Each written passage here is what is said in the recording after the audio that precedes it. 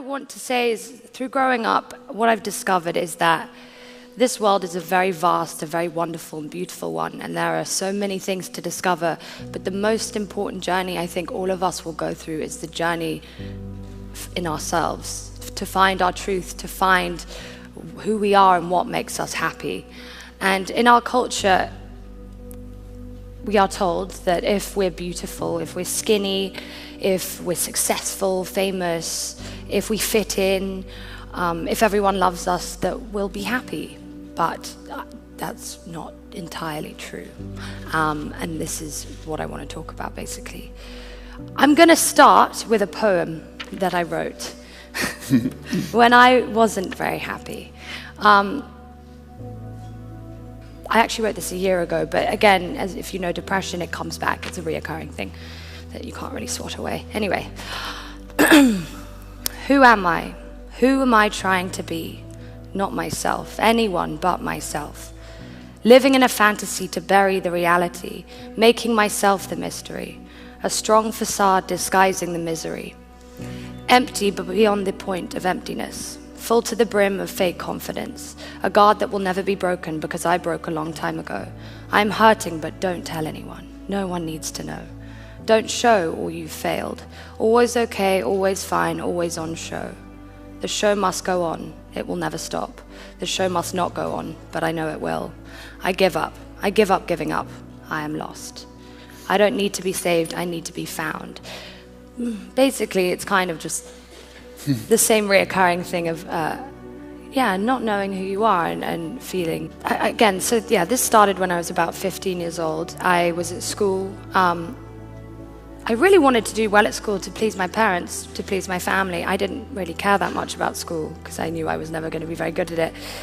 I think I pushed myself so far, got to the point where I had a bit of a mental breakdown. I was one of those people that just did enough work. But again, I have very bad learning disabilities, though. If you look at my writing, it's not good at all. It's probably like a 9-year-old boy, if you know what that looks like. But I was, just pushing past. So I got to the point where I went a bit mad. I was completely suicidal, didn't want to live anymore. I thought that I was completely alone. I also realized how lucky I was and what a wonderful family, wonderful friends I had, but that didn't matter. I wanted the world to swallow me up, and nothing seemed better to me than death, which is completely insane. So I got taken out of school, went to therapy, got put on antidepressants, kind of clawed my way back to some sort of rational thought, which took a while. But basically, I stayed in school until I was 17, where I still was kind of plagued with this depression, and I was like, I'm done, I need to leave, which, to the rather large disagreement from my parents, I left, and I knew I had to do something, because otherwise I would just go crazy. So I started modeling. There was elements which were fun, because it's like this camaraderie of people not being successful, and you can complain about all the people who are rude to you. But it wasn't nice. You constantly are told that you're not pretty enough and not tall enough and not skinny enough and people are better. And when you're young, you think that means I'm not good enough as a person. Like that means I'm not living up to who I should be. And you kind of get battered and bruised a lot, but then you kind of grow a bit of a skin. What were the agencies like? What was an agency like? Because I always think they're quite macabre things. Yeah, I mean, the thing with models is you get used. That's the thing. I saw a lot of misuse from photographers, perverse photographers to young girls. A lot of straight photographers only really do this because they want to sleep with young models.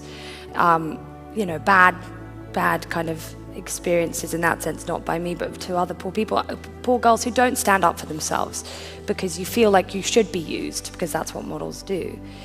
But then, about a year into it, I was discovered. I did Burberry, and then everybody wants you. After so long of being like, nobody wants you, suddenly like, oh my God, who's that? I was like, I've met you 5 times, and I'm pretty sure you didn't want me 2 minutes ago. But cool.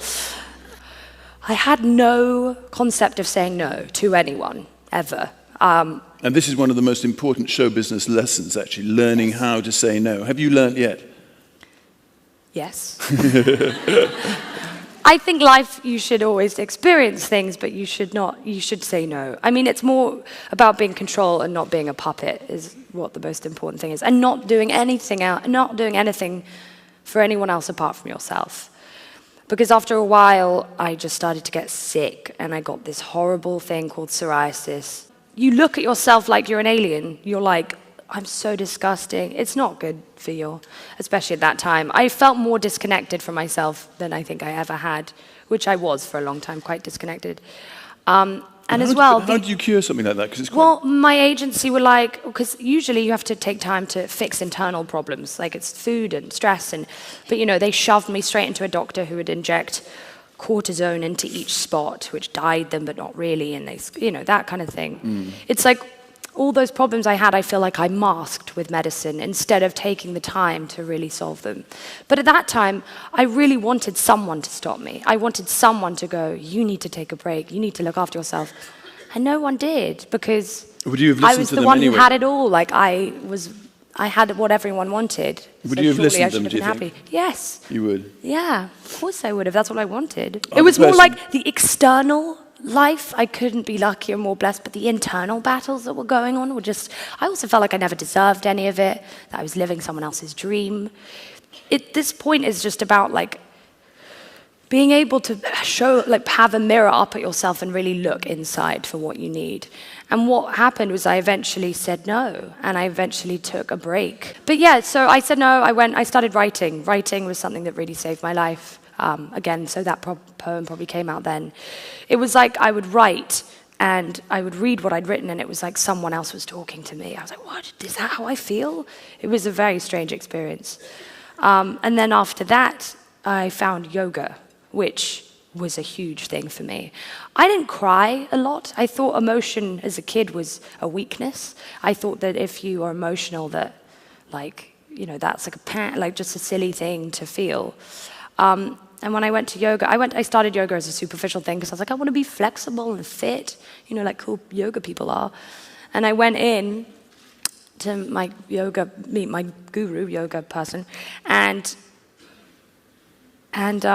he was like, why are you doing this? And I told him why, and he sat me down and we just started chanting. And I was like, are we not meant to be doing like whatever? So I was chanting. I got so angry with myself. Oh God. And I broke through something and I burst into tears, which I hadn't done in years. And I looked at him and I was like, what the hell is wrong with you? How dare you? You're a monster. Why would you do this? And he was just laughing at me. And I was like, you're a crazy man. What is wrong with you? And he said, if you hadn't have cried, I would have been very worried. And I was like, okay. He was like, and also you realize that this is the first time you've actually looked at me in the eye. And the reason why is because I knew when I looked in his eyes that he saw through me and he knew me and it freaked me out. But till this day, I've been seeing him a lot. It's like finding people around you who have your best interest at heart. I had a lot of people around me who were just after what I gave them, not like, you know, after like looking after you and stuff. So it's about finding people who care about you and support. And again, I've now become and been able to be a support for other people as well. So in turn, that kind of goes around. When I was a kid, I always wanted to change the world, because all kids think they're going to be superheroes. But I have so many messages in terms of just young girls and how the mental illness and depression is not something to be ashamed of. And I wish at that time I had realized that other people go through it, that I can talk to other people, that you're not alone, you're not an alien. And, you know, my message has always been to accept yourself no matter what, to love yourself, to embrace your flaws. I think flaws are the things that make us special. The cracks within us are the beautiful parts that need to have light shed on them, otherwise they're just left. And also, women are great. They're wonderful, wonderful creatures. Women are the bearer of life, and I think it took an experience of going to a talk by a woman who dealt with so much. You know, like all these women here are so incredible. Like the last talk, you know, I watched her on YouTube and it made me cry. And we witnessed these extreme experiences which happen to women, suppression and all these other things. But really that happens every day and we're all used to it in the workplace, in relationships. Women are constantly suppressed, but it takes an extreme circumstance for us to realize it because we're used to it. And that always confuses me a lot. But obviously, I think we're changing that now, slowly but surely. But yeah, just the point of like supporting each other and reaching out and communicating, it's the most important thing. So I want to help, basically. I don't know how. If anyone has any suggestions, let me know. When I got my first audition that I cared about, I cried my eyes out because I never thought I was going to be taken seriously. I never thought I was going to be an actor at all, or a model, or anything. I think as well, I have so many girls come up to me and tell me that they want to be models, which is fine. It's not a bad thing. I just think there's so much to do. I just went to a wonderful talk about genetic engineering and neuroscience, and this man who was giving the talk explained that there's like 10,000 kids is from the age of 7 to 13 who are doing neuroscience. They do these competitions and wonderful things, and they're doing things in neuroscience which weren't done by him until he was like 30. Like how quickly things like that are changing, but they're not. There is an awareness board to this cool stuff like that. Like that sounds way cooler to me than being a model. But like no one really knows about it, and I just think there are just so many things. I always say to girls, just dream bigger. Go for president. Just keep going up. Astronauts. I don't know.